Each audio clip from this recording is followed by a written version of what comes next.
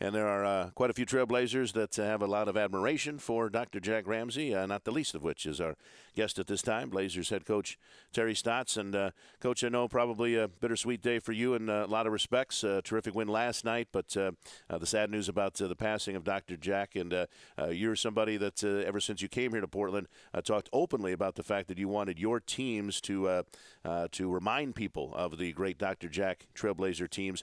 Talk about, for you, what kind of an influence he was and why you felt so strongly about trying to emulate the kind of teams that he was able to coach.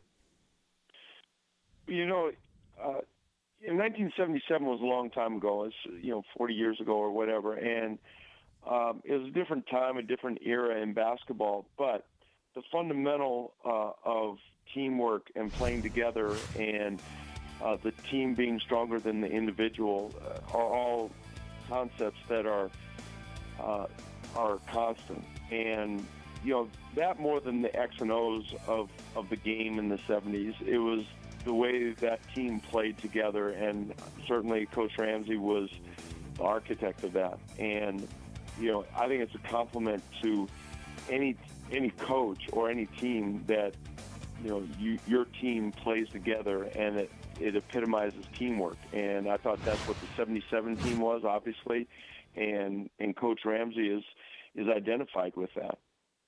Coach, when you talk about team playing together, and we've heard you talk about Coach Ramsay before, obviously, but your team, it does exemplify that. I mean, I think the last couple of games, the way this team is pulled together, and after losing Game 3, they pulled it out and then gutted one out and got a victory last night. They do seem to exemplify all those values that you're talking about.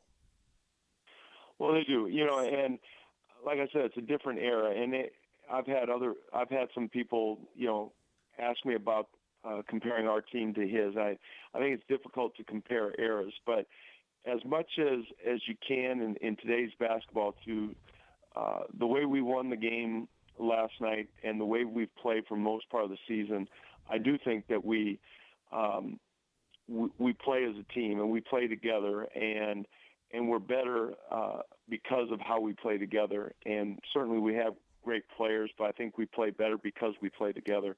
And to me, it's a tribute. If anybody compares this team to the teams that Coach Ramsay had, I'd be very proud with that. I think one of the other similarities is that you have done a great job of being creative, doing your job of coaching, but also letting your players have some flexibility and some freedom to be able to take some of what you're teaching them and to be able to improvise, do some things that they feel are right, trusting their instincts when they get out on the court. And that has not only been something that we've seen on the court, but also off the court as well. You've stepped back and sometimes let them coach themselves, police themselves a little bit, and it sounds like there was another example of that maybe at halftime last night. A lot of voices talking in a positive way, in a strong way, and everybody stepping up to encourage one another, and it sounded like it was obviously very effective based on the way they played in the second half and the overtime last night. Well, Tone's been in a lot of locker rooms, and when players hold each other accountable, when players expect a lot of each other, when it's done in a constructive, positive way, and it's received in that manner, that's the most that's the best sign of a team.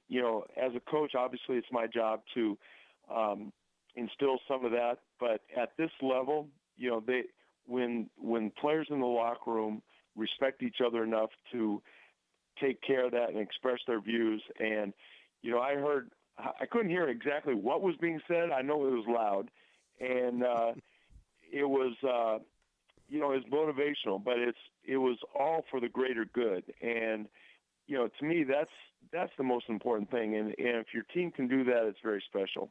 Coach, I noticed some things last night that stood out to me, and I've noticed a lot of it. Most of the season has been the same way, but this team truly believes in one another in the aspect that they know that every individual is going to give everything they have. Now, that doesn't always mean they're going to be successful, but you can never question your teammates' motivation. And Every team I've ever been on that's ever had success, it was rooted in that. The belief that you're going to go to battle as hard as I'm going to go to battle, and between the two of us, we're always going to figure out a way to get the victory or to be on the right side of this thing. Well, I think that's been one of our strengths for most of the season, and it's good to have that as your foundation. And in the playoffs, it's heightened even more so. All those qualities, all those characteristics, all those attributes come to the forefront in the playoffs, because that's what it comes down to. You have a lot of talent, and certainly you don't win without talent. But those intangibles are the things that make the difference most of the time. I don't know if you heard one of the earlier segments, Coach, or maybe heard Tone say it last night, but we're trying to determine his soothsayer abilities. but he really believes that this Trailblazers team is potentially just on the cusp of something very special this postseason. And so I don't think in any way he's trying to put a lot of added expectations on what's happening, but he's so enamored with the way things are going right now that he's thinking that this could be a championship season, maybe, when all is said and done. Do we dare even toss that word out there this early? Well, he can't. Oh, I know he can't. Right, but I just want him to know that this is how optimistic you are about what's going on right now in the playoffs. Well, I said from the very beginning that I thought this was going to be a special season, and we'll see at the end of the year what that means. But I've had a very good feeling about this team from September on, and there's been nothing that really has dissuaded me from feeling that way about this team. And when it's all said and done, we'll see how it goes. And I don't want to shy away from any goals or expectations, but I think the thing that we've done well is, and I did watch your opening segment. I didn't know if Tone had just bagged his elk or moose or what before he came to the show, or if he was going to go into his duck blind after the show. But anyway, I don't want to shy away from that. But what he said earlier is what we need to be concerned with, and that is, the next game, the next quarter, the next possession, because the season ends up being over, and you need to have long-term goals. I understand that, but I think for our team, what's worked best is worrying about the immediacy of the task at hand. That to me is the only reason I'm willing to make a statement like that, Coach, is because I see a team that's valuing every minute. Every time they're on the floor, there's not a guy. I mean, we talked about it before this series started. The first thing out of Houston's mouth was, we're thinking championship. They hadn't won a game in the postseason. But when you talk to Wes and when you talk to Dame and when you talk to Nick and LaMarcus, and I heard your conversations, it was all about we just got to get a victory. We got to get game one. And that's what happened. And then the same thing happened in game two. So with that mindset, I just believe something special can happen, because you're not putting the cart before the horse, you're actually pushing the cart. Well, I think that's the best way to approach it, and certainly for our team. If you're a San Antonio who's won championships, you should have won a championship last year, and anything less than a championship would be a disappointment. I understand that mindset, but for us and where we are and what we want to accomplish, I think the way we're going about it is the best way. Now, if you're pushing the cart, does that mean the horse isn't doing its job? The horse, that means you don't need the horse. Oh, you don't need the horse. You don't need the horse because you're pushing the cart. What if you got a lot of bricks and things that need to, maybe you might need a little help? Then you might need the help of your teammates. Oh, is it easier to push or pull? I don't know, but he's bringing in the team concept. Yes, I didn't realize you were going that way. I was going with that. The horse is out of the picture, but the team concept is back in. Well, it's always easier to pull as far as I'm concerned. I think so. You have a team, and you have a team of horses. Yeah. Oh, so you can go back to the horse. Yeah, or with team. Yes, yeah. with team and that's horse. Coach, but he's tying it all together. That's why he's who he is. Yes, exactly. That's why I'm on the radio and he's on the sidelines. It's the best way for everything. So to be able to get your team of horses into the next round, obviously, as we talked about on the postgame last night, the biggest challenge for any team at any level in any sport to have a closeout game, and especially a closeout game on the road, and that's what faces you on Wednesday now.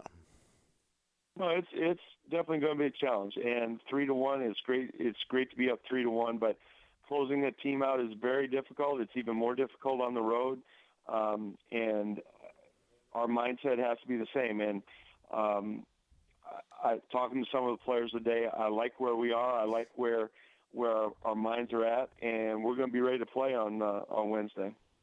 Now, Coach, you told me going into Houston last time I was going to get to see this fantastic hat. I want to tell you to bring it down. But it's hard to pack, he said. Well, we won 2 games in Houston, so as far as I'm concerned, you don't ever have to wear that hat now.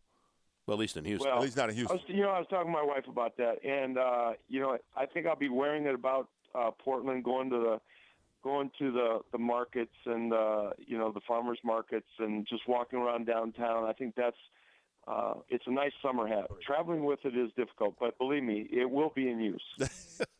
So lastly, have we decided yet a way to honor Dr. Jack? Is the team going to be wearing a patch or anything on the uniforms or anything of that level?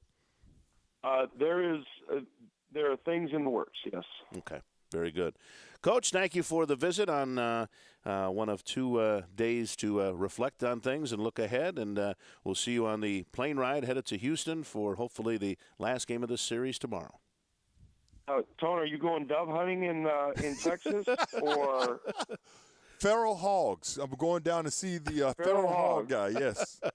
Okay. He plays that video game, Coach. So I think he's taking it seriously. Yeah. I will say this: during one of your breaks, they had some commercial about gator people or something swamp like people. that. Yeah. Yeah, swamp people. There. Yes. You picture Tone as a swamp person? Well, I don't know, but we're close to Louisiana. You could be shooting an episode down there. You know what? I don't know if you know this, Coach, but I'm from Louisiana. Those are actually my people. I spent a lot of time in swamps and things of that nature. Not many horses in Louisiana. But a team of alligators, you could do that if you needed to. Yeah, I like that. A team of alligators. Might not be the same. Probably a little harder to get them to coordinate things as easily as the horses. They're not very smart. Stone's a big outdoor guy. In fact, there's lots of plans in the work for that part of his personality to be Coach, showcased. I'll be calling you this summer to come spend some time with me in the outdoors. With the hat on. Is it in the outdoors? How can it be in the outdoors, though? I don't know. I don't know. We can go snipe hunting. Coach, thank you for the visit. All right. Thanks, guys.